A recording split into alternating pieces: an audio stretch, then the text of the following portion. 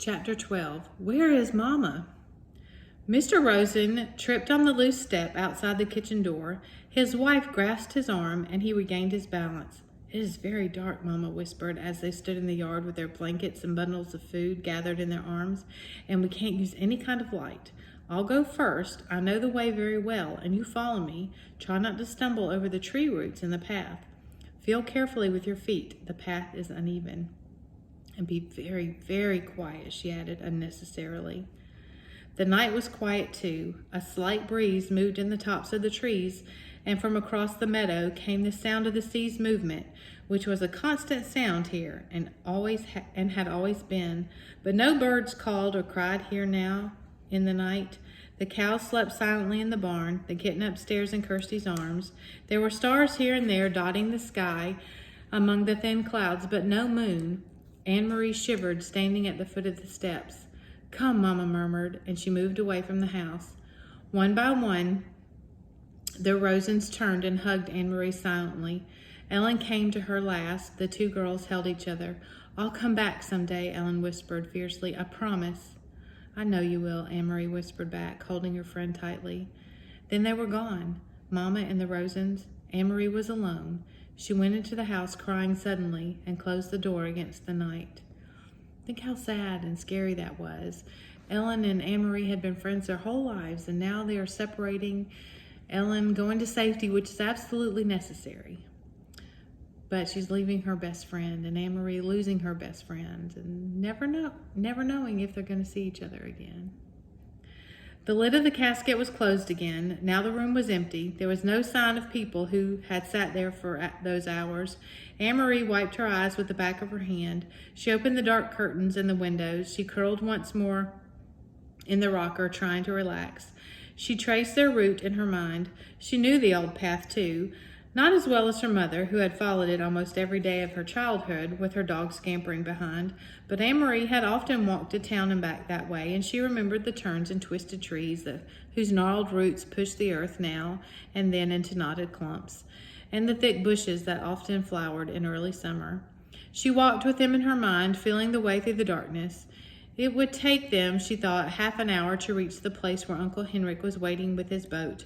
Mama would leave them there, pausing a minute no more for a final hug, and then she would turn to come home.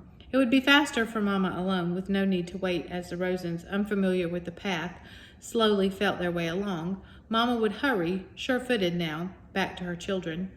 The clock in the hall struck once. It was 2:30 in the morning. Her mother would be home in an hour, Anne-Marie decided. She rocked gently back and forth in the old chair. Mama would be home by 3:30. She thought of Papa back in Copenhagen alone. He would be awake too. He would be wishing he could have come, but knowing too that he must come and go as always. To the corner store for the newspaper, to his office when morning came. Now he would be afraid for them and watching the clock, waiting for word that the Rosens were safe, that Mama and the girls were here at the farm starting a new day with the sun shining through the kitchen window and cream in their oatmeal. Can you imagine how scary a time it was for Papa to be all the way in Copenhagen and not knowing what's going on? It was harder for the ones who were waiting, Anne-Marie knew. Less danger, perhaps, but more fear. She yawned and her head nodded. She fell asleep, and it was a sleep as thin as the night clouds, dotted with dreams that came and went like the stars. Light woke her, but it was not really morning, not yet. It was only the first hint of a slightly lightening sky, a pale gleam at the edge of the meadow, a sign that far away somewhere to the east where Sweden still slept, morning would be coming soon. Dawn would creep across the Swedish farmland and the coast, and then it would wash little Denmark with light and move across the North Sea to wake Norway. Anne-Marie blinked in confusion, sitting up, remembering after a moment where she was and why. But it was not right. The pale light in the horizon, it should be dark still. It should still be night. She stood stiffly, stretching her legs, and went to the hall to look at the old clock. It was past 4 o'clock. Where was Mama? Perhaps she'd come home and not wanted to wake Anne-Marie and had gone to bed herself. Surely that was it. Mama must have been exhausted, and she had been up all night and had made a dangerous journey to the boat and returned through the dark woods, wanting only to sleep. Quickly, Anne-Marie went up the narrow staircase. The door to the bedroom where she had slept with Ellen was open. The two small beds were neatly made, covered with old quilts and empty. Beside it, Uncle Henrik's door was open too, and his bed too was unused and empty. Despite her worry, Anne-Marie smiled slightly when she saw some of Uncle Henrik's clothes crumpled in a chair and a pair of shoes caked with barnyard dirt lying on the floor. "He needs a wife," she said to herself, imitating Mama. The door to the other bedroom, the one Kirsty and Mama were sharing, was closed. Quietly, not wanting to wake them, Anne-Marie pushed it open.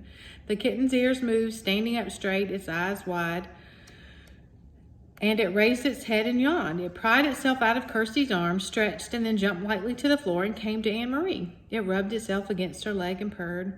Kirsty sighed and turned in her sleep, one arm free now of the kitten's warmth and comfort, flung itself across the pillow. There was no one else in the wide bed. Anne-Marie moved quickly to the window, which overlooked the clearing that had led to the path's entrance. The light outside was still very dim, and she peered through the dimness, trying to see, looking for the opening in the trees where the path began, looking for Mama hurrying home.